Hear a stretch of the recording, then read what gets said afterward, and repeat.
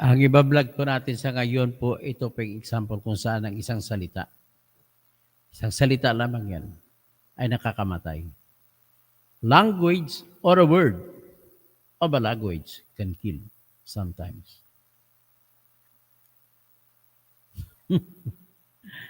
Para kagaya na to, Kapampangan, ibon, itlog. Pagtawid ng tulay, ang ibon ay naging itlog. Language lang yan. Isang salita lang yan. Ang laki ng pag-iba. Pagdating sa Kapampangan, ang salitang tulay, tete.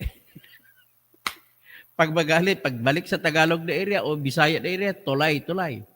Oh. Pero pagdating sa Tagalog area, pagtawid ba ng tulay, Bulacan, halimbawa, pagitan ng Kalumpit at saka San Simon. Pagtawid mo sa San Simon, Kapampangan. Oh. Nasa po, king bola, king lalim ng tete. Pero hindi masama yun sa salitang Kapampangan. Nasalo ko ang bola sa ilalim ng tulay. Kasi sa Kapampangan, ang tulay ay tete. Oh. Ngayon, salita lang yan. Ha? Ang ibon ay nagiging, ang ibon ay naging itlog.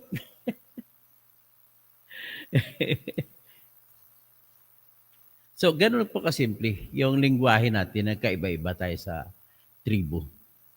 Dapat intindihin na natin. Kagaya sa ang laki ng pagkakaiba ko minsan. Pagdating sa salitang Ilonggo o salitang Cebuano o salitang Waray, salitang Boholano, ang pagsalita mo, daog kami. Ibig sabihin, panalo. Daog kami. Panalo. Pagdating si Bicol, ang daog talo. Kabaliktaran. Oh, isa pa example. Pagsabi ng Kapampangan at saka Maranao at saka Maguindanao na Muslim, sabi mo, may pera ka? Pag sinabi may pera ka, pag sinabi niya, pag ang Tagalog, sumagot, may pera ko, mayroong pera siya. May pera ka? Oo. Pero pag tinanong mo sa Maguindanao, Maranao at saka Kapampangan, may pera ka? Wow. Sabi ng Kapampangan, wow. Pero pag sabi ng mga Maranao ng Muslim at saka Maguindanao, why? Why? Ibig sabihin, why? Wala. Pero pagdating sa Ilonggo, ang why, wala. Sabi ng Kapampangan. Nakikita mo, lingwahe natin ang laki ng pagkakaiba. Dito sa lingwahe na ito, lumabas ang kabubuhan ni NBA Director Jaime Santiago. Bilib pa naman ako rito. Yung pala sa isang salita, nagiging bobo. Akalain mo ba naman? Magre-retiro ka na, nag-resign ka na, effective until the next appointee is named ang effectivity. Ibig sabihin, parang wala ka nang gana magtrabaho sa NBI. At ang rason na ginamit niya, marami daw iba na nag-aagaw, nag-intriga, agawin ng pwesto niya. Bakit? If you are a good man, rest assured, no one can put you down. Kaya huwag kang mag-retire. Kaya ayusin mo na trabaho mo. Judge ka pa naman.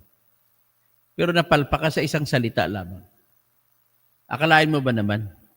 Inaristo yung si Mike Romero sa Pagadian. Isang vlogger ito na maraming followers.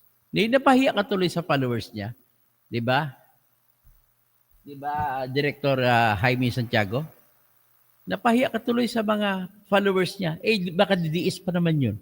Di napahiya ka sa mga Pilipino na didiis. Dapat hindi tayo gagawa ng mga hakbang. Magtanong ka naman. Alam mo ba yung kwento na yon? Ganito yon. Naglindol sa Cebu. Ang sentro ng lindol ay doon sa bayan. Sa lungsod na ang pangalan ng lungsod ay Bugo. So, pumunta si BBM sa lungsod ng Bugo City. Ngayon, nandun siya, dumating siya.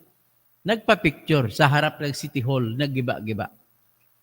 Giba ang nawasak, ibig sabihin, nag-expose yung corruption sa construction. Isa sa may corruption na construction dyan, City Hall ng Bugo. Akalain mo ba naman? Ipakita natin. Bago ko ikwento, ipakita mo na natin. Pakita natin si BBM na nagpapay-picture. Pagtapos niya magbigay ng tulong, bigyan niya ng panyo yung bata na umiiyak, nagpa-picture sa harap ng City Hall ng Bugo. Bugo City. Ayan. Kita niyo? Uy, saan na ba yun? Nawala. Ayan. Yan. Ano nakita nyo? Si BBM, palakihin nga natin ito. Paano ba itong pagpalaki nito?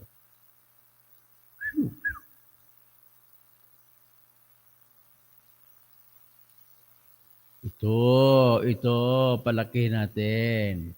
Si Mike Romero yan ang nag-post. So, ang post niya, headshot. Bakit nilagay na headshot, tapos may Plug the Philippines. Tapos, nilagay niya si BBM sa gitna. Sa kaliwa ni BBM si DPWH Secretary Vince Dizon. Ang sa kanan niya, yung babae sa likod si Governor Pambari Cuatro. At ang sa kaliwa niyang babae ay hindi ako magkumali, yan yung anak ng kalaban ni Pambari Cuatro na si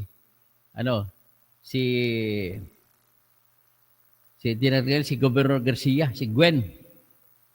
So, anyway, pareho pa silang puti yung sombrero, ha?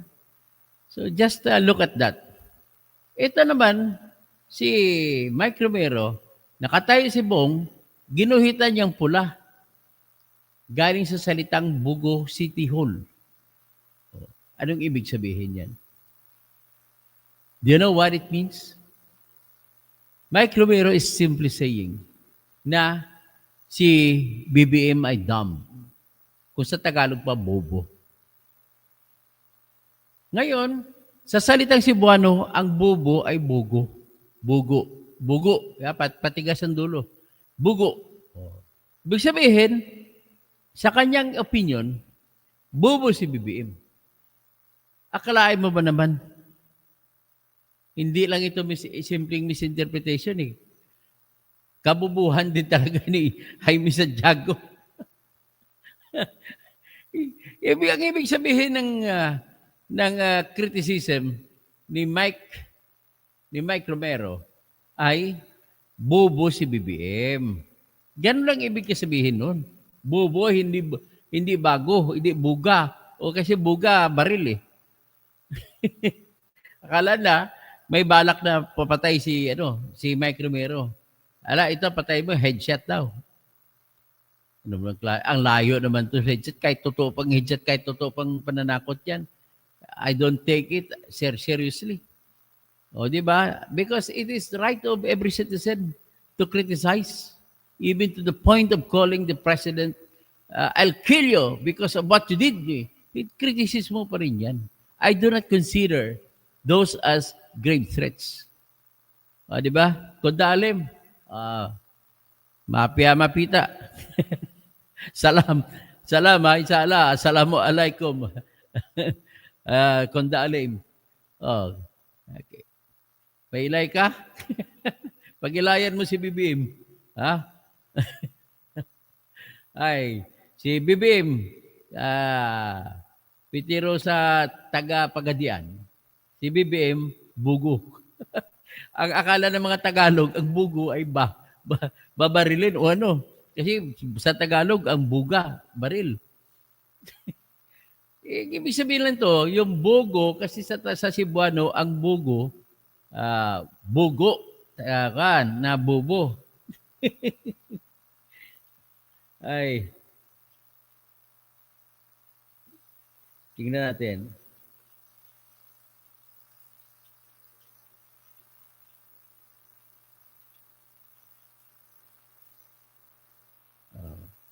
Hanap na yung maraming mga lingwahe.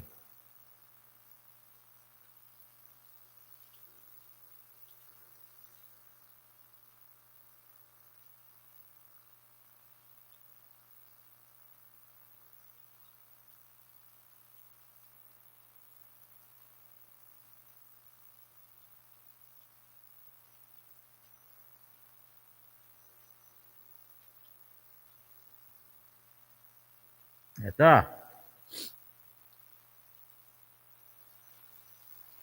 Okay, ah. Oh, sa Ilocano, ang salitang bugo o bugo o bubo ay uray-uray. Ha? O di kaya awanti ulo. Walang ulo. Agsangsangit. Oh, agsangsangit awanti ulo. Ano, bibim? Oh, sabi nila, pag ganun, offensive daw yun, siyempre naman, kahit sino tawaging bubo, ay nakakatawag dito, naka, nakakagalit, no? Oh. So, mga maranaw naman, awan supanon. Oh. Pwede rin bubo sa Tagalog, bawal from Tagalog. Oh, salitang Maranao na rin ngayon, salitang Maguindanao. Mapia panunsa. Okay. Dito naman sa salitang Kapampangan, ang dam ay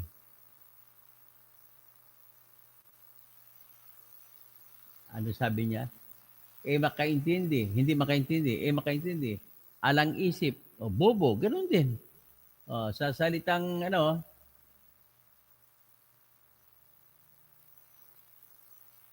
pero sa mga the way in using it, mabagal mag-isip. Masyadong maragol lang isip. O, sa Bicolano naman, banga. Bobo rin, meron din. Dai makaintindi. Dai aram. Parang parang Bisaya din. Oh. Yan ang ibig sabihin, dai makaintindi. Jak pahawatan. Ay, nako. Anto nanan lagi. Anto nanan, pagari, bubong, bibim. Yatay si Idol Director Jaime Santiago. May kabubo.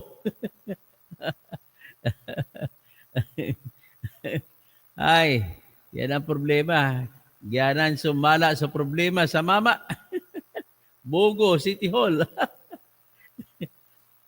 Ay, nako. Mag-aristo ka ng tao, pinahiya mo pa si Mike Romero. Akalain mo, kunda alim, pinuntahan pa sa Pagadian. Hinuli pa, pinusasan pa, dinala sa Maynila. Anak. Ay, nang kakahiya talaga tong NBI na to. Ay, giyanan so, akianan. Daaram. So, kunda alim, ha? At least ito at least katuwaan lang ito. Huwag ka magalit sa akin Yan ang problema kasi si laking Tagalog kasi yan si Attorney Jaime Santiago. Kaya pagbigyan na lang natin. Pero next time, the lesson learned is bawat salita natin may katumbas na salita sa kabilang kapitbahay natin. Kung kapitbahay halimbawa, ito na lang, example ko na lang. Tagalog at saka Kapampangan, tulay lang ang pagitan. Diyan sa Kalumpit at saka sa San Simon. Pagtawid mo ng tulay, ang ibon naging ang itlog naging ibon. Kasi sa Kapampangan, ang itlog ibon ang tawag. Sa ano pa? Ano pa pagkakaiba? Marami kong sinampol eh. Kagaya sa nagigib ng tubig ang Maranao at saka Ilonggo. Sabi ng Ilonggo, ang Ilonggo taga ganun ng bomba. Puno na. Sabi ng Maranao, why? Sabi ng Ilonggo, why pa? Di, bomba pa rin. Agad sa nag-away na lang sila kasi sabi ng Ilonggo, tira ko ng tira. Kanina pa palang puno yan. Sabi naman, why? Yan ang mga lingwahe natin. Nakakatawa pero maganda pag-usapan. Masarap pakinggan yung mga lingwahe natin. Kasi diyan tayo diyan mo makikita yung native tongue natin. Kailangan ma-preserve yan ng lahat. Actually, iyan ang dahilan kung bakit nagkaroon ng batas na kailangan ang grade 1 ay kung grade 1 na Maranao, dapat Maranao na lang na ang ituturo, hindi Tagalog, Maranao. Kasi natatakot sila, baka darating ang araw, mawawala na salitang Maranao. Kagaya na, no, may lugar sa Europa na 3 tao na lang nagsasalita ng original na, lang, na dialect.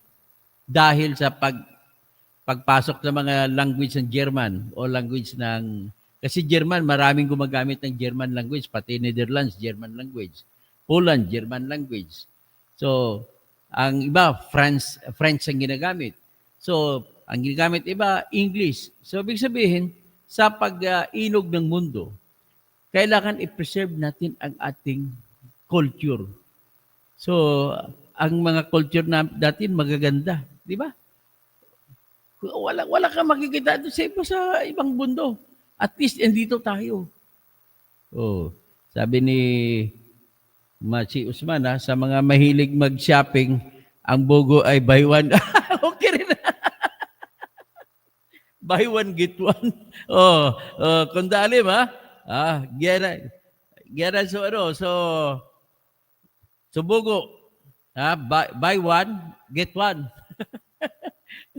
Yeah, tapos si Jansing, Senator Bato, vlogger na. Black QQ. Yung salitang Q. Sa Maranao, Q. Alam mo yan, si Kundalim lang nakakaalam kung anong ibig sabihin ng Q. Pero sa mga Tagalog, banana Q yan. Barbecue. Okay. Tapos ito lang ang ko gusto puntos ko lang dito is matutunan natin ng leksyon, ha. Si Usman, ha. Matutunan natin ng leksyon na huwag tayo padalos-dalos dito. Kasi ang problema, Bogo City pangalan, pero pag pronounce sila yan sa paglugar, Bogo. Pero pag sinabi ng mga Cebuano, Bogo, yan bobo. Kaya sa sunod, ingat tayo ng mga tayo. Huwag tayo magalit kung ano man ang salita. Kaya marami pa namang mga katribo natin, mga kapwa Pilipino, ibabang tribo ng mga siloso kapag hindi magsalita ng salita nila. Do not be jealous or do not be suspicious.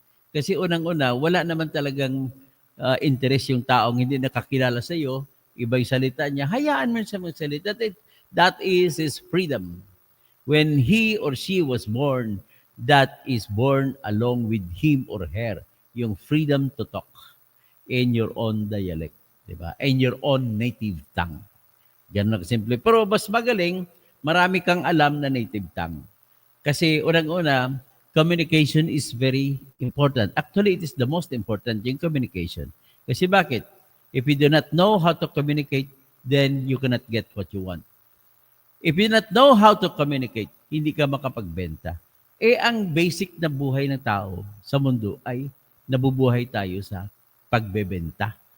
Kaya mga Maranao magagaling. Ganan sa mga Chinese sa Pilipino, mga Maranao. Kahit sa Maguindanao, hindi masyado magbebenta pero mga Maranao. Anywhere you can even up to Baguio, you can find any Maranao. Ganon po ang mga Maranao, mga ganong kagaling. Tapos, si Kundalim, delikado talaga BBM kasi sabi nila, kinakausap daw niya tatay Sir Bustos, Sir Toto, ang Q. si Bastos na Q. Si Sarah, Tabalaw Hamilton. Hello, attorney, watching from London. 9 p.m. po dito sa amin. Matulog muna ako, mabuhay to all and God bless. Mamerto Lawrence, Toto, mahuli ba yan kung hindi pinuntahan sa Pagadian? Bakit hinuli? Kasi may kasalanan. Wala nga kasalanan eh. Nag-criticize lang sa bobo. Ibig sabihin bobo. Walang ibig sabihin yun. Kayo kasi, ang problema kasi sa iba, Berto, hindi mo ata naintindihan salitang Cebuano. Huwag kayo padalos-dalos. Ang salitang Cebuano kasi bugo, ibig sabihin bobo. Tapos, ang hinuli ng ito ngayon, pinalabas ng piskal. Kasi piskal, nagkataon na Bisaya, piskal. Paano mo sabihin na may death threat yan? Hindi death threat yan. Tinuturo ang araw, itong ulo na ito, bobo. Ganun na kasimple. pasensya, Mamerto, hindi ako papayag sa ginasabi mo na deserve niya. Hindi po. Akalain mo, pinalabas, ito lang, Mamerto. Isipin mo, kung ikaw yun sa kanya, I do not like your argument. I do not like your logic. Bakit? Kung ikaw yung Cebuano na pinulot doon sa Pagadian, dinala ka sa Manila, pinalabas ka ng piskal, maghanap ka pa ng pamasahe pa uwi ng eroplano. Kita mong perwisyo binigay sa'yo. Wala kang bahay sa Maynila, maghanap pa ng hotel, titira ka pa. Biro mo, yung ganon sabihin mo. Alam mo, Mamerto, kung ganon pag-iisip mo, yung ganon pag-iisip kasi, imbis na mag-isa lahat ng Pilipino, lalong nag-away-away. Hindi po yan deserve. I'm sorry, sir. I will not agree with you that he deserved it. Wala, hindi po. Si John Singh. Si John Singh, Kau Singh, John Singh. Pareho nga, ang Asian, may dugong Indian yan, basta may H. Senator Bato, vlogger na pala kayo, ayos. Okay, Kunda Alim, may kalawang, Sir Toto, kasi sabi niya, kinakausap doon yung tatay niya. Mapia, Sir Toto, may kalata, ibuntalanan. Sir Toto, Buddha Bubu. Okay, salam. Sa lahat ng mga bubo, magandang umaga. Kasama na ako dyan. Huwag ka mag-alab. Ako buburo ko sa ibang bahay. Sa ibang bagay. So, Brilyahinos. Si Ta. Kapampangan to na Cebuana. Alam niya magsalita Cebuana. Alam niya magsalita Kapampangan. Anong bugo? Ano ba yan? Gusto papatayin? Hindi. Tinuro ang araw na ibig sabihin Bugo City. Bubo yung tinuturo ng araw. Mercy Narbaza Suzuki, kawawa naman yung hinuli. Kawawa nga, namasahe pa siya. Naghanap pa siya, pagkatapos nung pinalabas siya ng piskal, maghanap siya, wala siyang kamag-anak dito. Mabuti na lang, may Gcash, makatira kayo sa hotel, magbubuk pa siya, antayin niya mga ilang araw, minimum of 3 days, para mabibili mong eroplano mas mababa ang presyo. Kasi pag ngayong araw ka sasakay, ngayong araw ka rin bibili ng ticket, sobra times 3 po ang presyo ng ticket sa aeroplano. Kaya ganun po ang perwisyo na binigay ni Jaime Santiago kay Mike Romero. Bugo kasi. Freddy, ito sa Azaita. Hawak ni Lisa butod ang agyag balls ni Santiago. Naalala ko na tinatanong ng mainstream media kung ipapatawag si BP Sara, ang sagot ng gunggong, depende ko is instruction first. Si producer, ibig niyan sabihin, depende sa instruction ni First Lady.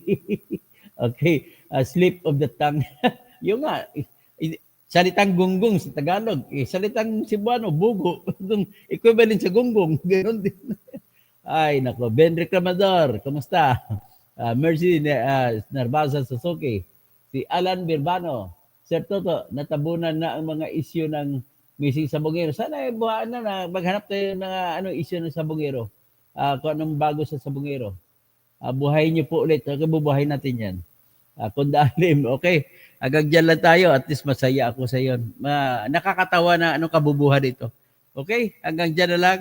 At pakishare-share na lang sa ating mga kaibigan. At tayo matutulog na.